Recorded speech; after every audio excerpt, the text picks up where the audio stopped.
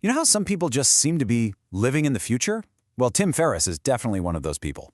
Whether it's optimizing health with stuff like cold exposure or spotting huge investment trends, he always seems to be 5, sometimes even 10 years ahead of everybody else.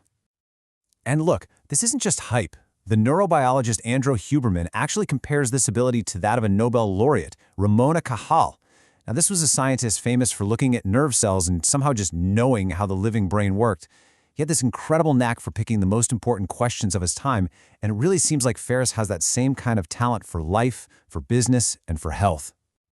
So, that brings us to the big question, right?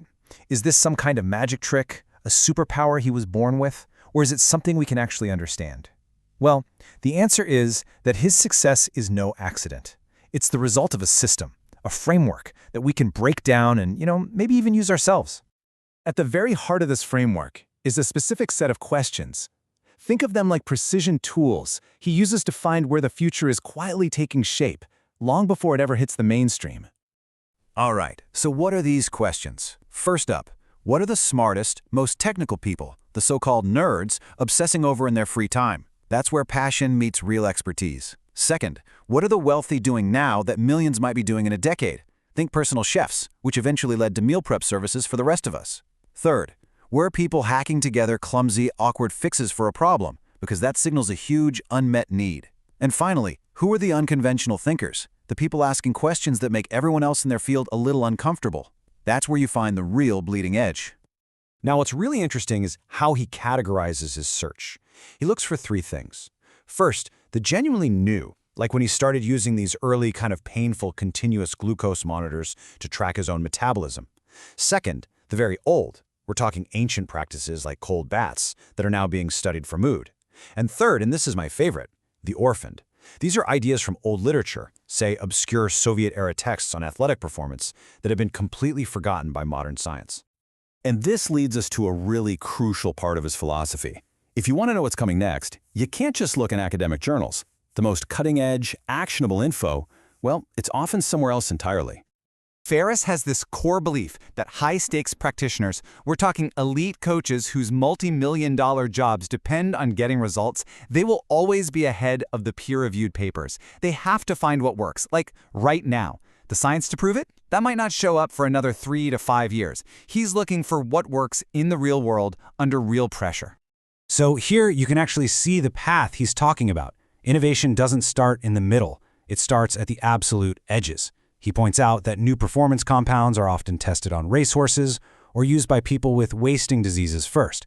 From there, they move to elite athletes and bodybuilders, then to billionaires, and finally, eventually, they trickle down to the rest of us. He studies the extremes to understand the average. This quote from William Gibson just perfectly nails his whole approach. He isn't really predicting the future. He's more like a detective, finding these little pockets where the future is already happening, and then just reporting back on what he finds. Okay, so let's see how this whole framework plays out in the real world. We can see it in action in 2 areas where he applied it with incredible results. First, our physical health, and then our mental health. A perfect example of this is the Slow Carb Diet from his book, The 4-Hour Body. Now, this wasn't about creating the most scientifically complicated diet ever. It was the complete opposite.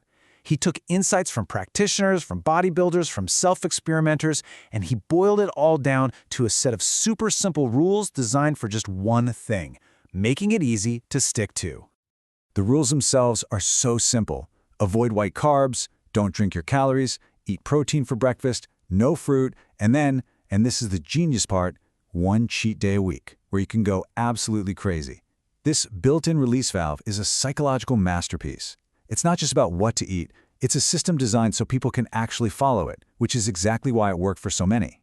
So after exploring the edges of physical performance, he turned this framework to another frontier, another orphaned field, the therapeutic potential of psychedelics. And he started doing this long before it was a mainstream conversation, back when it was considered a professional third rail. You just didn't touch it.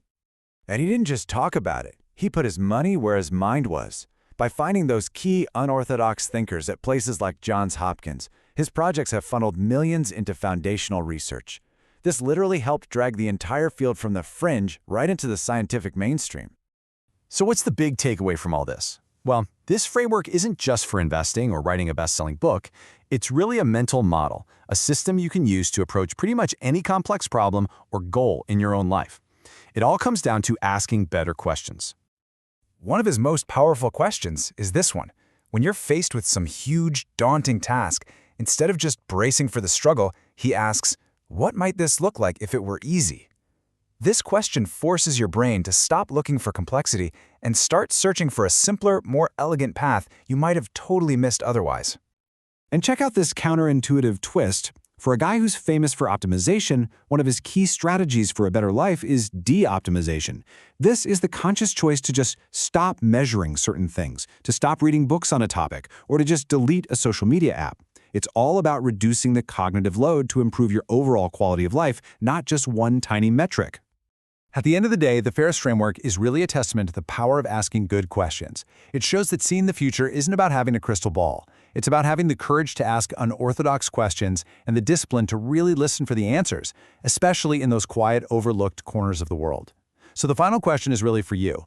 What's the unasked question in your life that, if you answered it, could totally redefine your future?